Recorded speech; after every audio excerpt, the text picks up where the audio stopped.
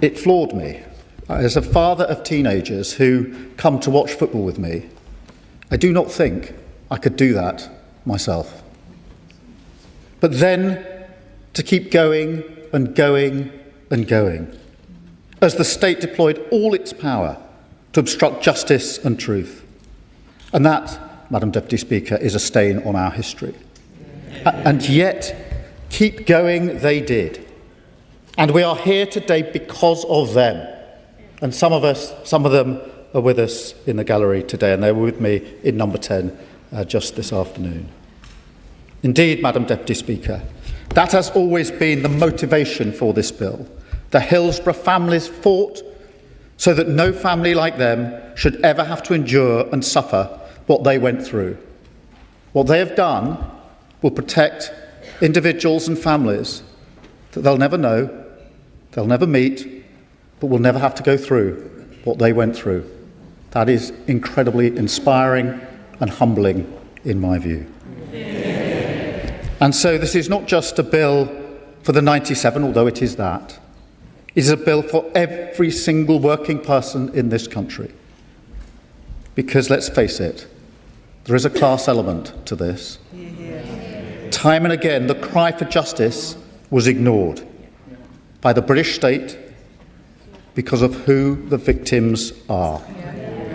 Because they're working class. Because they're black. Because they're women and girls. And so I come here today not to take credit for this government or this House, but as Prime Minister to put on our national record exactly where the credit belongs, because, Madam Deputy Speaker, it belongs to the families and to the campaigners. And I pay tribute to every one of them. The Hillsborough families, Hillsborough Law now, Inquest, Grenfell United, the Manchester Arena families who again were with me this afternoon, or some of them, and are here today. Victims of the grooming gangs, the Horizon scandal, the Infected Blood campaigners, the Truth About Zayn campaign, and indeed all the families who engage with us to share their deeply personal and painful experiences. And I thank them all for their time and most of all for their courage. Because whilst these are different tragedies, Madam Deputy Speaker, they represent the same demand repeated across decades for truth, justice and accountability to belong equally to every single person in this country. And so I'm grateful to every member of this House and in the other place, across the political divide, who worked constructively with us to get us to this point and turn this long-denied cry for justice into the law of this land. And it is long, long overdue. And I pay credit to everybody who's fought so hard for this every single step of the way. Thank you for what you have done. And Madam Deputy Speaker, this bill has been too long coming. But now, as we reach third reading, we stand on the precipice of change. This is a moment of real significance for our country. We arrive here with a bill that is stronger and, above all, worthy of those who fought for it. A law that will always carry their name, the Hillsborough Law. And I commend this bill to the House.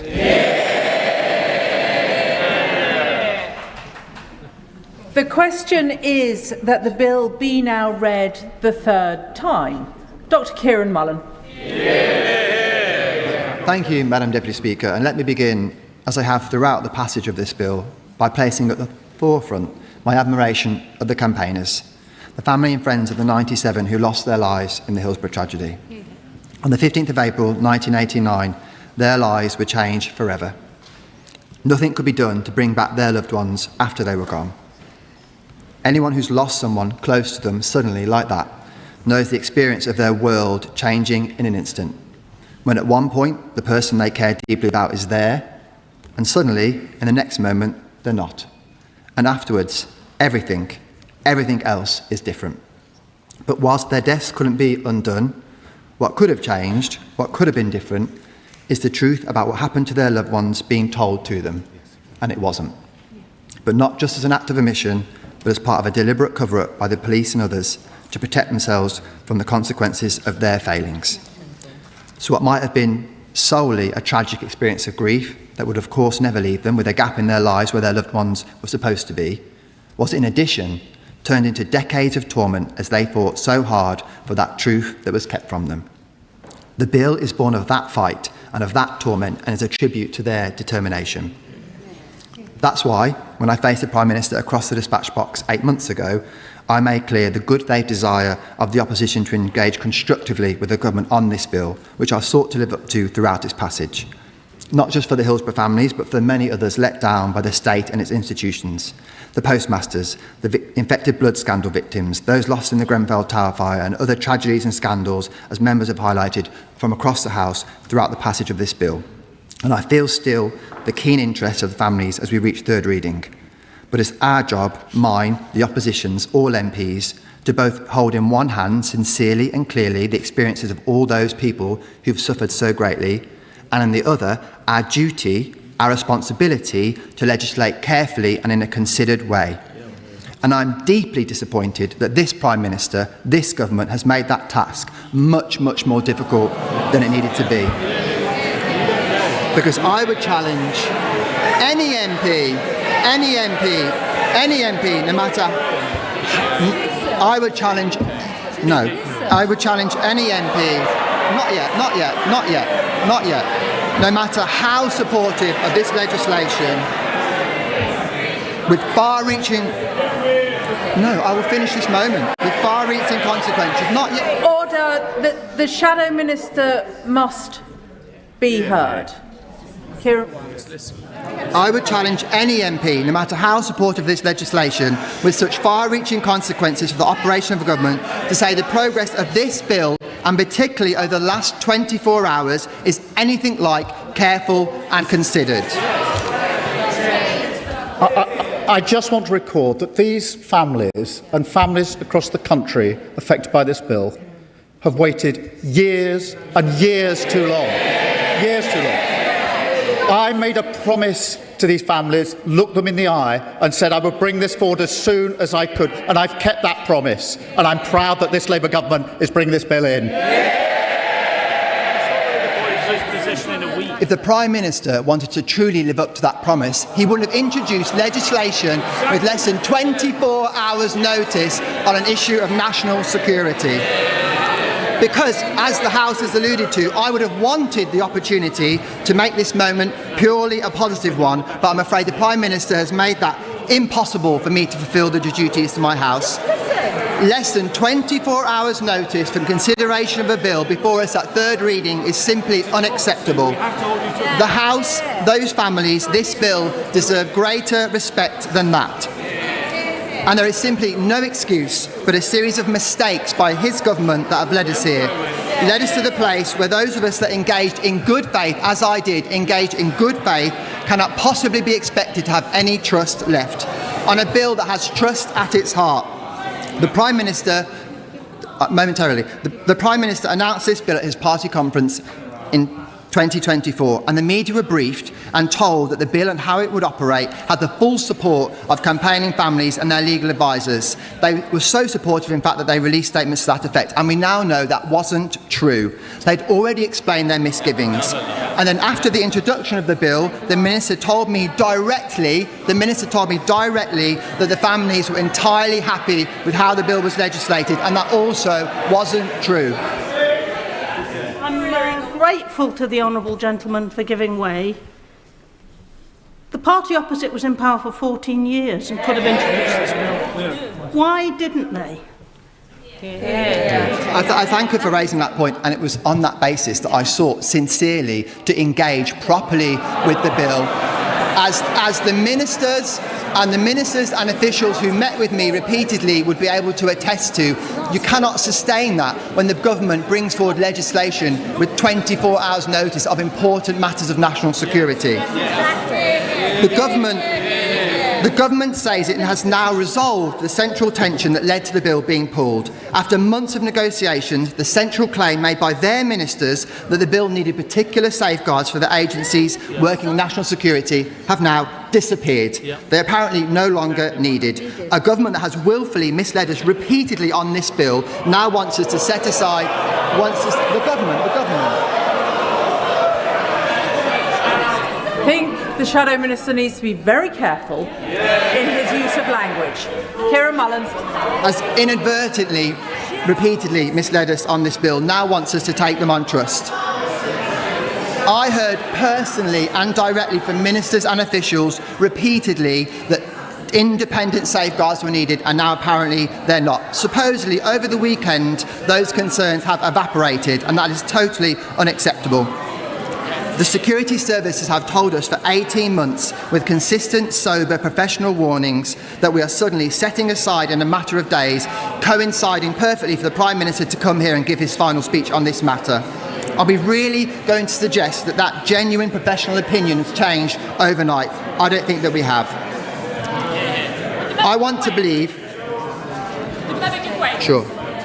I'm grateful to the honourable member for giving way. As an opposition MP myself and my party have been critical of the handover of power that has taken place in the Labour Party. But at this particular moment in time, at third reading, this moment should belong to the families.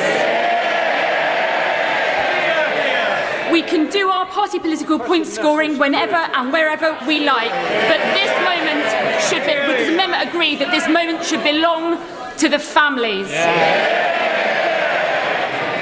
If the government was so concerned about this bill passing clearly, they should have organised it. We have just listened to rafts of amendments to this bill being nodded through on this House with absolutely no scrutiny. But Order. The honourable gentleman will sit down as well. I will hear the Shadow Minister. I appreciate temperatures are running very high, but it is important that voices are heard in this House. Dr. Kieran Mullen. And so, as I've said, what could have been a bill that we could have supported without reservation is one we maintain reservations on, I'm afraid entirely as a result of the mismanagement of it by the Prime Minister. But what I want to conclude by saying is that none of this takes anything at all away from the families. They don't want to hear it. It doesn't take anything away at all from the members opposite who've done so much to bring this legislation forward. But what is clear is it is their legacy, the legacy of the campaigners and the MPs and nobody else that are responsible for us being here. And I welcome their campaigning over many years and thank them for it.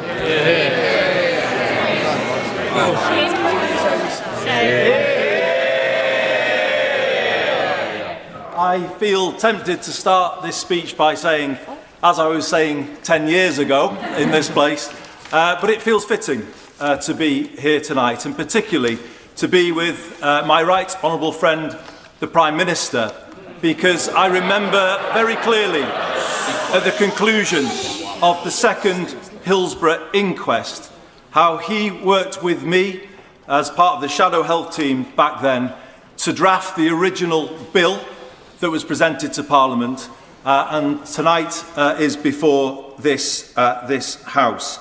It does feel tonight like life is coming full circle, and as we pass this momentous piece of legislation, a piece of legislation that will change the way this country thinks and works about justice, it truly is a rewiring of the state and a passing of power from the authorities to the hands of ordinary people. Yeah. And it is happening because of the Prime Minister's commitment to a country based on justice and fairness, and we thank him for that. Yeah. He has honoured his commitment to the Hillsborough families, and what this House will do in passing this bill tonight is rebalancing the scales of justice so that we have justice for ordinary people going forward, and that, Madam Deputy Speaker, is some legacy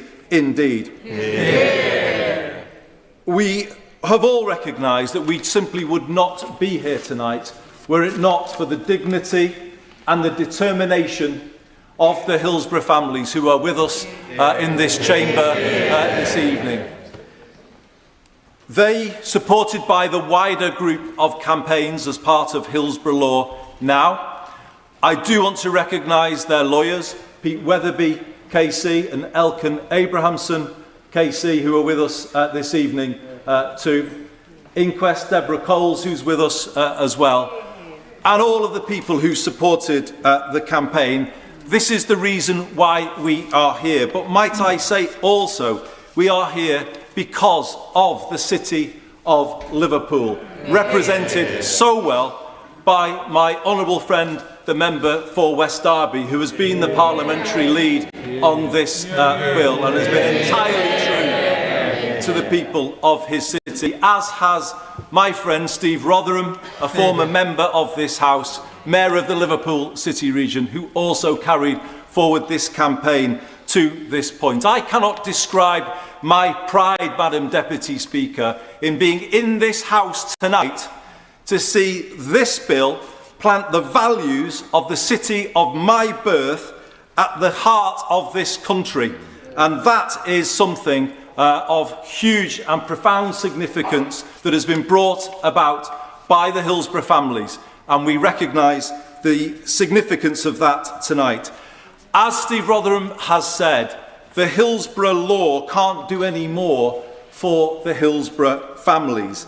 Indeed, it will do much more for those who come after them. But that's what makes their campaign so special. They've done this for others, not for themselves. And those others include, and it's very important to remind the House of those other campaigns who we hope now will be lifted by this legislation as we pass it this evening.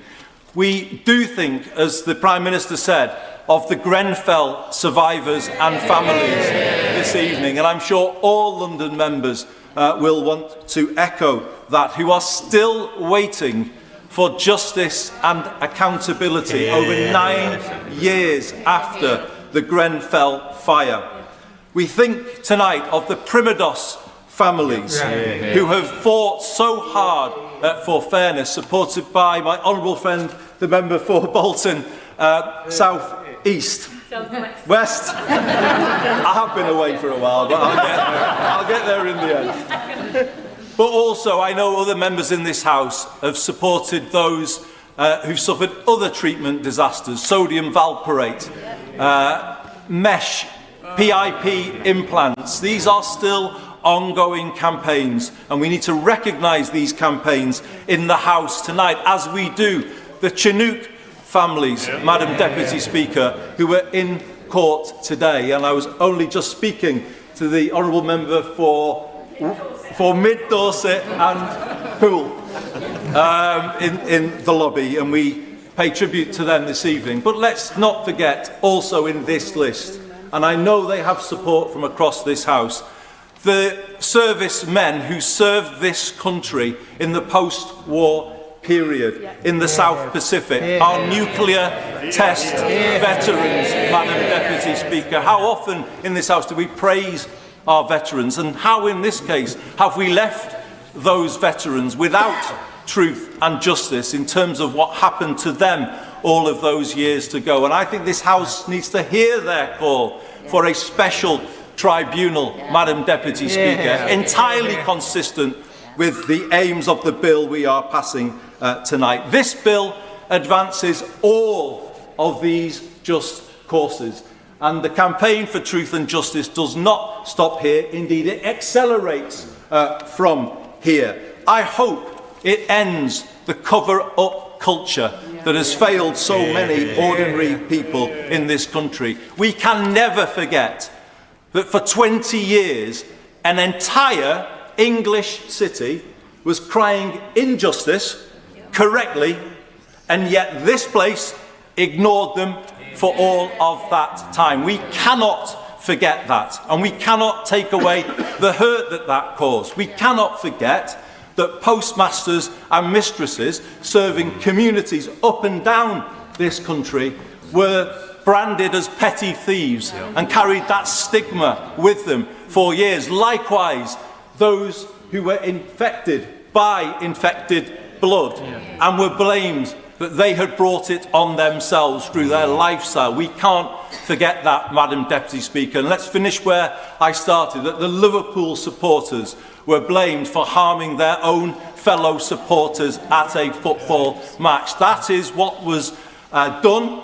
That was left to stand for all of those years. These families here tonight had to live with that for all of those years. Imagine what that must have felt like. We have had a situation in this country where people suffer the trauma of the initial bereavement, the incident that took their loved ones away. Then they are re-traumatised by the behaviour of the state. We can't take that hurt away tonight, but we can put decency back at the heart of the British state, and that is what this bill does. And I finish again by praising the Prime Minister for making it happen, and this truly is his legacy. Thank you very much. Sir Edward Davey.